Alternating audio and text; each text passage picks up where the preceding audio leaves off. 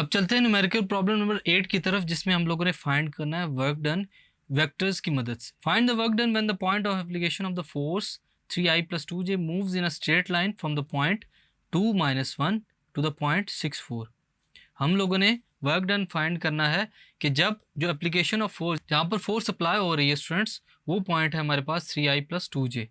अब जब उसके ऊपर फोर्स लगेगी तो वो स्ट्रेट लाइन में मूव करेगा किस पॉइंट से, 2 - 1 पॉइंट से 6 4 पॉइंट तक। हम लोग सोल्यूशन की तरफ बढ़ते हैं। सबसे पहले लिखेंगे गिवन डाटा को। गिवन डाटा में हमारे पास फोर्स F है 3i + 2j। पॉइंट A हमारे पास है 2 - 1। पॉइंट B हमारे पास है 6 और 4। एंगल थीटा हमारे पास यहाँ पर 0 है। फाइंड हम लोगों ने क्या करना है, work done by the force F to move from point A to B, कि पॉइंट A से लेकर पॉइंट B तक जब फोर्स की वजह से वो बॉडी या जो भी चीज़ है हमारे पास उसके ऊपर वर्क डन होगा, वो हम लोगों ने फाइंड करना है। फाइंड करने के लिए हम लोग फार्मूला यूज़ करेंगे F.D। सोल्यूशन की तरफ बढ़ते हैं।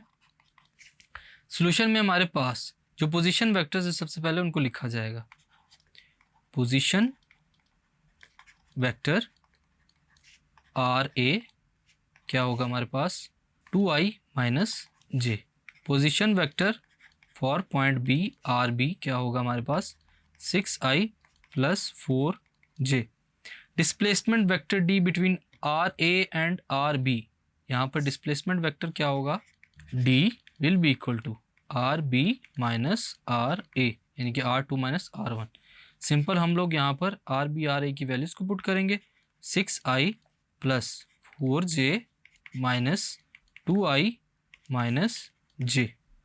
So D will be equal to 6i + 4j - 2i + j. So D will be equal to 4i + 5j. Now work W हमारे पास क्या है F.D। इसमें से D की वैल्यू हम लोगों ने निकाल चुके हैं, F की वैल्यू हमारे पास गिवन है। So work W will be equal to W is equal to F.D।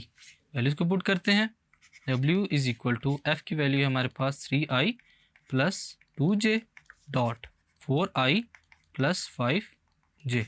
So W will be equal to 3i dot 4i + 2j dot 5j। So W will be equal to 12 into I dot I plus 10 into J dot J। I dot I J dot J दोनों क्या होते हैं 1 के equal. So W will be equal to 12 + 10। हमारे पास जो work done आ जाएगा units में students, वो क्या होगा 22 यूनिट्स। सो स्टूडेंट्स इस क्वेश्चन के अंदर हम लोगों ने डिस्प्लेसमेंट D के फार्मूले की मदद से इजीली जो वर्क डन है उसको फाइंड किया। Thank you.